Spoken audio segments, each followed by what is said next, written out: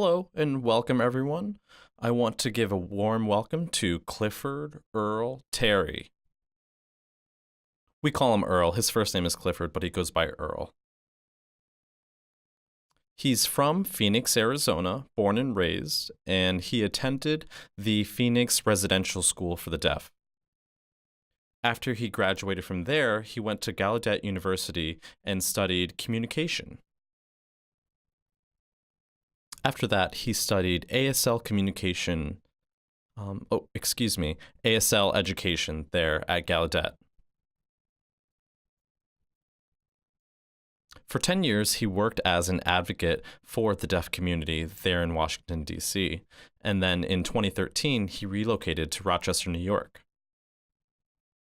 Currently, he teaches ASL courses both at University of Rochester and MCC. Now, please allow me to introduce Earl Terry.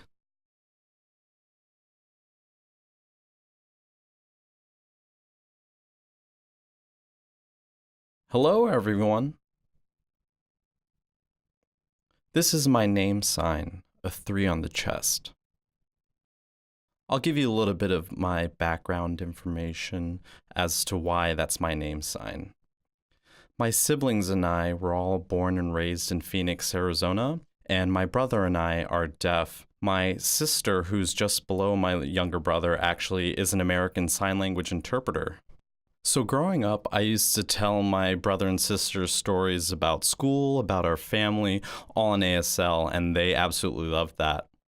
So back to why my name sign is a 3 on the chest. Well, I'm actually the third in line of Cliffords. My grandfather and my father are both Clifford, and I'm the third. My presentation today is on orature in Black deaf communities. Orature is an amalgam of 2 words, oral and literature, to become a new word, orature. And I'm not the person who coined this term. It's actually a loan word from African American studies. Researchers found that stories in African American communities have mostly not been documented. In their research, they found that stories and history and culture was passed down orally, and they came up with this word of orature. And I liked that, so I decided to use it in my presentation. As JT mentioned, I did graduate from Gallaudet University with my master's in ASL education. Students who came into this graduate program were able to study languages and teach them, such as Mexican Sign Language, ASL, and a variety of other languages, but I focused on ASL myself. During my time in grad school, I had to pick an immersion, and I thought I was going to do something related to drama or some type of history. But as I did my own research, I found a lot of information on Black ASL, and I thought, oh my goodness, I need to share this with the community. You'll notice most of the things in my presentation here today are video clips, but I'll briefly summarize them for you today. You guys know what Black ASL is, right? Okay, are you familiar with the Black ASL project? It involved Carolyn McCaskill, Joseph Hill, and 2 other researchers who did a lot of digging into Black ASL and eventually published a book.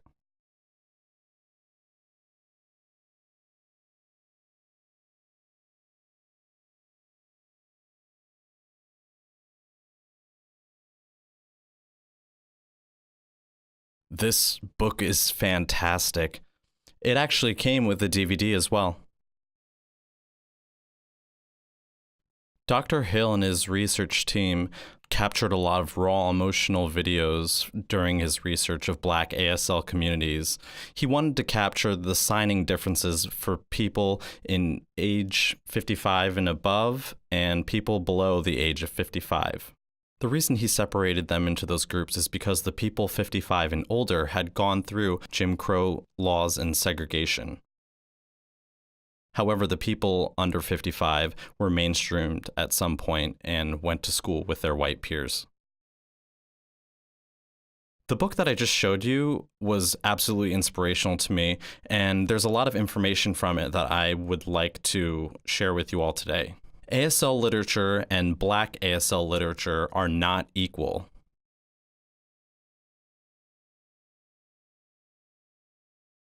The reason for this, I'll explain a little bit later.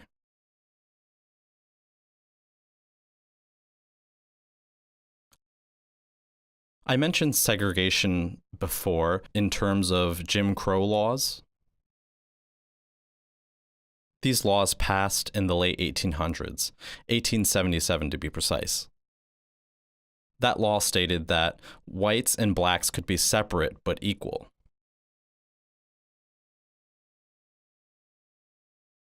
Now, these laws continued until it was overruled in the Supreme Court in the case Brown versus the Board of Education. They ruled the law to be unconstitutional and that all schools had to be integrated. Now, the Supreme Court didn't set a deadline, but they said it had to be over by the 1950s. NAD wasn't established until the 1980s, but one of the primary reasons it was established was to preserve ASL and ASL culture. With the advent of television and videos, people wanted to make sure that they captured ASL culture. So once they were able to afford all of these things, the NAD started documenting a lot of ASL culture and history. If you're familiar with George Feditz, he did a lot of research into preserving ASL and got a lot of those things on tape. However, black students back then didn't have that. The black deaf schools didn't have the ability to afford the video recorders. So back then, some white teachers actually saw these students signing and decided they wanted to capture their signing on video as well.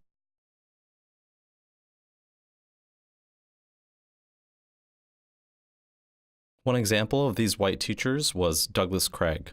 So Douglas Craig's last name comes from a white male that found him and gave him his same last name, Craig. Now, Douglas Craig, he worked as a handyman, and he was well loved. He had a very endearing personality. He was very funny, and actually in the video, you would see more of his personality. He was very funny, had a helpless disposition, and also you could see a little bit of the lack of education that he had. He actually passed away in 1936.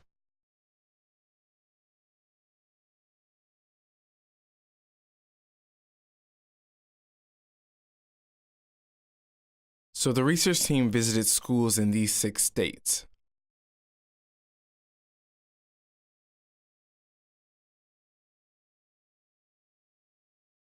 So the Jim Crow era, or the laws, were actually abolished in the 1950s, but the last residential school to actually desegregate was Louisiana School for the Deaf, and that was in 1970s. Oh, excuse me, I got a correction from the audience.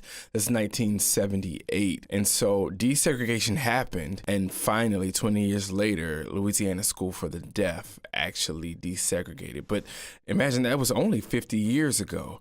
And when you look at these schools, do you think that they were called appropriately schools for the Black deaf community? Absolutely not. Take a look at these names. They use the word like Negro and colored and deaf and mute. So this was the terminology that was used in that era. These schools unfortunately have disbanded because after desegregation, the students that were attending Black deaf schools were bussed over to be mainstreamed in white schools.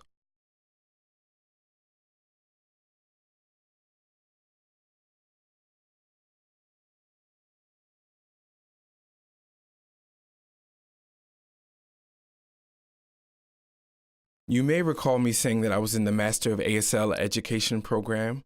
And while I was there, I was asked, what is my passion? And I mentioned that I was involved with literature and theater and so on and so forth. But I was recommended to become a professor. And I said, well, that's interesting. I never thought about that. So I decided to cultivate my skills, engage in a lot of research, and I garnered a lot of information in various categories. One of these categories is personal experience narratives that incorporates Black deaf jokes, songs, films and stories and all types of literature that focuses on the Black Deaf language and experience and culture. And so I ended up developing several units. I think it was about 7 total, of varying topics. Pretty much developed an entire curriculum, sent it over to the powers that be, and they were super impressed. So yes, I do feel like I want to teach Black ASL in an ASL class, but unfortunately there's not enough research for today's Black ASL because the research team in their findings only documented Black ASL from 1950 and before. So anything thereafter, we do not have significant research to validate it. Now, intuitively and innately, yes, we know that there is Black ASL. It has its own linguistic features and nuances, but we just need the research to validate that to see if things have evolved from the 1950s or use mainstream ASL. But personally, I just know that there's a difference between Black ASL and white ASL.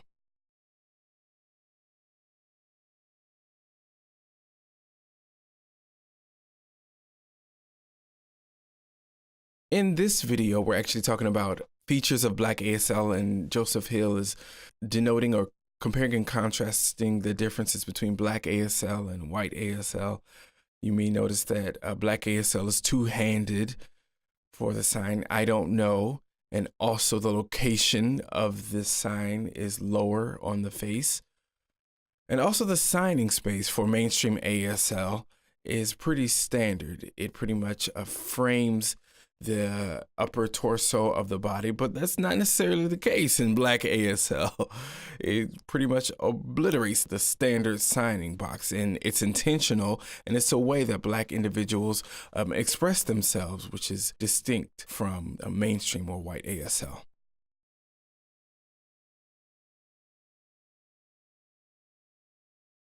Are we familiar with AAE, African American English? Again, that's AAE, or maybe another term that you may be familiar with is Ebonics or Black English. It used to be called a fake language or broken English, but in fact, that's not the case. Black English has its own distinct way of being expressed and its own terminology and its own form. And in the same way, Black ASL has its own form. And in fact, words that were said in African American English, like a word, man, or my bad, or that's tight, those are words that are used in African American English, but they were also incorporated into Black ASL.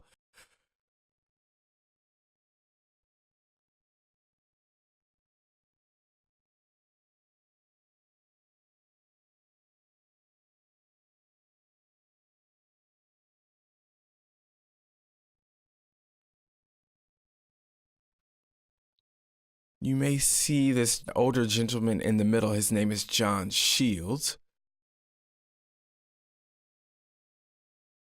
Somebody came to his home and for about an hour and a half asked him question after question about his educational experience, about the professors in Kendall Elementary School for the Deaf. He went to school from 1878 to 1903. And he said that, yes, some of the professors were actually mean to him, and he was very clear and did not hold anything back in his narratives. But he did say that there were other professors that were much more accommodating and supportive of him and other Black deaf individuals.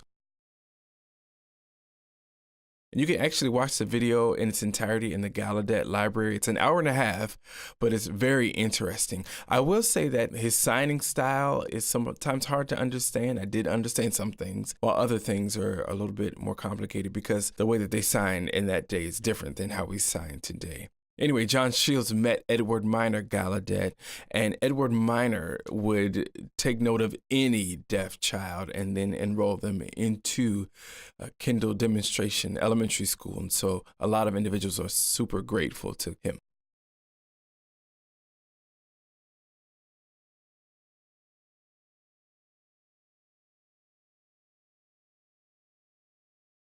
This is the Maryland School for the Colored, Deaf, and Blind.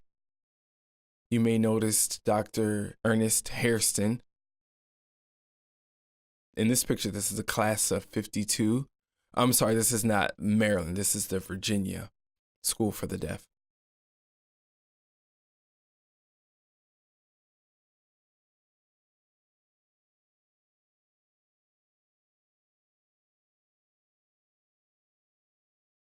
So here we have Dr. Ernest Hairston.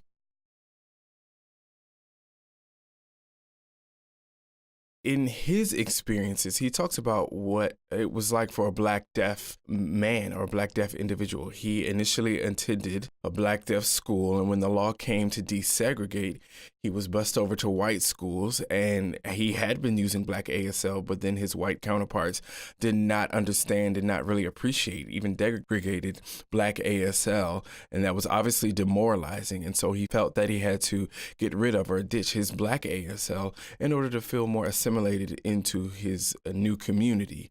But he actually went on to become the founder of the National Black Deaf Advocates.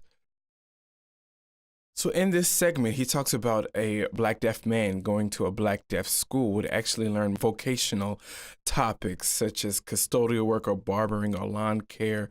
And the women would learn sewing or stitching, cooking, I guess you would call the typical housewife duties.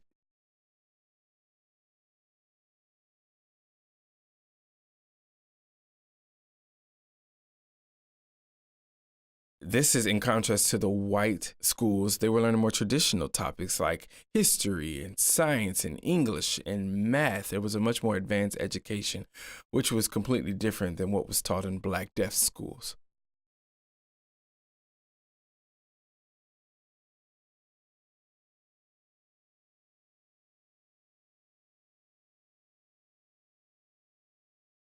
Here we have Dr. Nathy Marbury.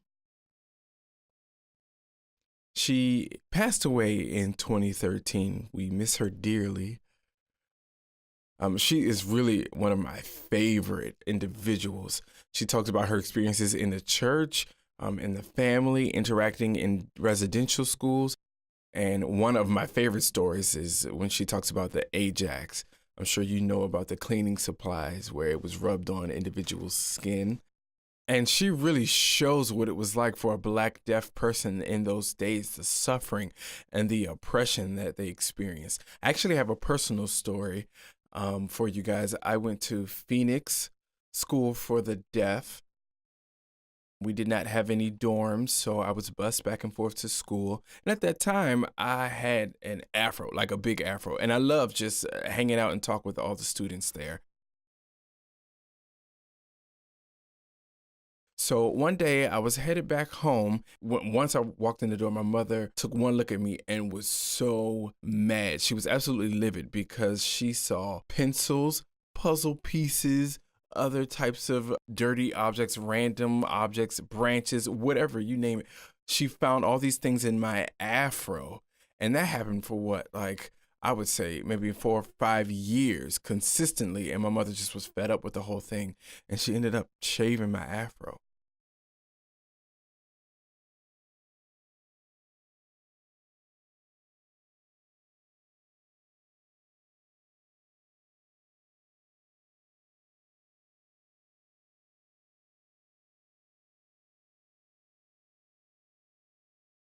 So, those were some experiences from the perspective of a Black deaf man. Now, I'm going to show you something different. This is the experience of Black deaf women. It's somewhat similar, but also completely different. These two Black women are fantastic. The first one is Michelle Banks, and the second is Jade Bryant. Jade Bryant is a movie producer, and Banks is an actress. Jade is an actress as well, but I'm going to focus on some of the things that she produced.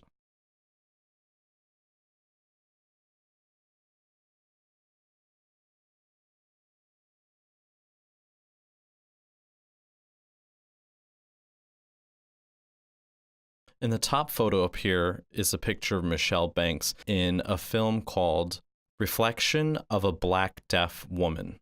In that film, she describes what the experience of being a black deaf woman is like.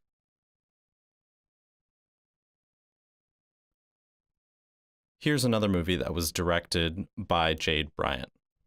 It's called If You Could Only Hear My Tune. Here's another film called The Shattered Mind. I'll summarize these briefly for you all. This film talks about a black deaf woman in search of a lover, and she actually falls in love with a musician who's hearing.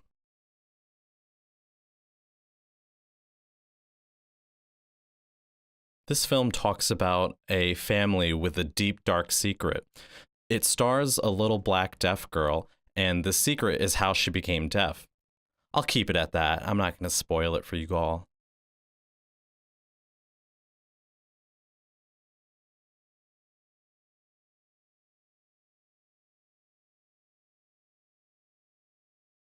If you all remember, I mentioned the small signing space that typical ASL has. This is Fred Beam. He's an actor, a multimedia artist, a dancer, a director. He wears many hats. And this video is a perfect example of signing space. So hopefully you all can see this video here.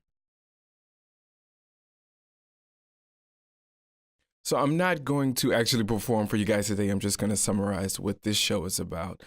So it's actually a comedy show that I did a few years back. Actually, I still perform it from time to time. The theme or the idea is Black ASL is not better, it's just different.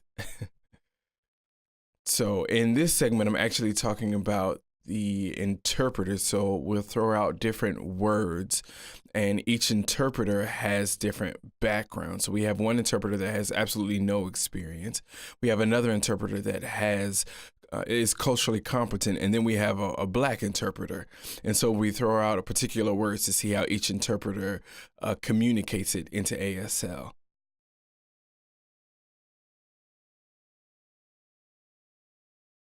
So there's a lot of comparison of cultures. We have the mainstream deaf community and the black deaf community, and then the black speaking community compared with the white speaking community. So this is just one of my works for you guys. I have one thing to add on and expand on to what Fred just said. The first person in the video was just learning sign language. The second person was a white sign language interpreter. And the third person was a black interpreter. And in this, they asked, "What is your sign for what's up?" The new signer signed, "What is up?" The second person signed, "What's up?" And the third person signed, "What's up?" So we have this first interpreter that is not culturally competent. And then we have another interpreter all the way over here that is the black interpreter who is culturally competent.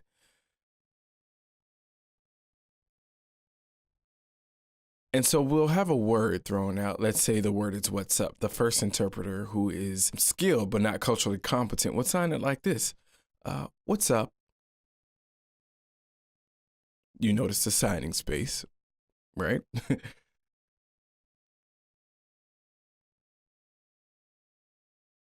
The second interpreter would say, "What is up?" Because they may be culturally competent, but they don't have the skills yet. Then you have the third interpreter, way out of the signing space, and they're saying, "What's up?" And others would give feedback, "Hey, your signing space is too big." And it's like, "Okay, let me adjust, sorry. Hey, what up, man? What up, man?" So either way it goes, black interpreter's just gonna fit the culture a little bit better. Let's see if we can find another word. And the actual word is word. The first interpreter would sign it appropriately, but you notice the signing space. It doesn't necessarily match the culture. The second interpreter, again, culturally competent, but not skilled just yet would say it like this, like word as in a lexical item, but then the third interpreter would say a word, man, word. Look at the difference. You have the first interpreter who signs it appropriately, but the signing box is a bit subdued for Black ASL. You gotta move it way above the head. Look at like that, a word, man. And that's just how we do it, as high as the hand can go.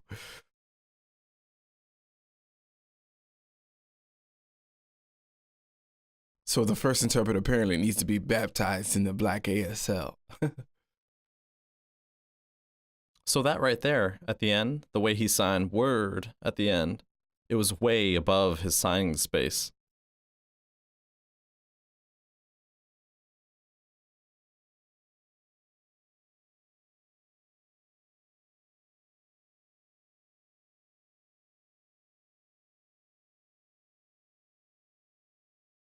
The top image is from DPAN. It stars Aaron Loggins. You guys know who Aaron Loggins is, right? He was just at this past Super Bowl. He was the black deaf man performing the national anthem in American Sign Language. I think this music video is amazing.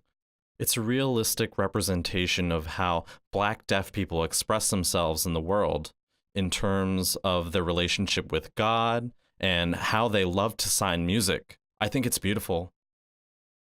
If you've got time later, I think you guys should view You Bring Me Sunshine.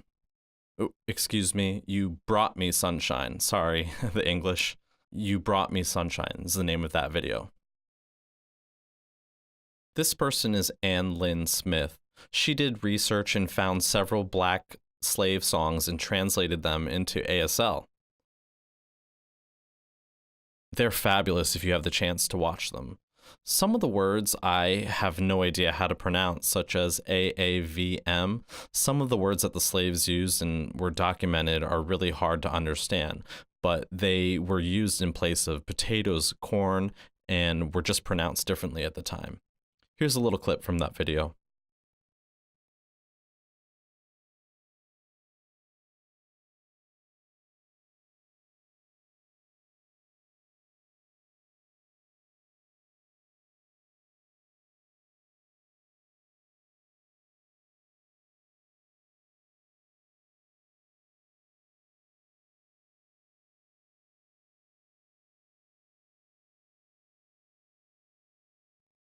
In white deaf communities or white ASL communities, there isn't much of an appreciation for music.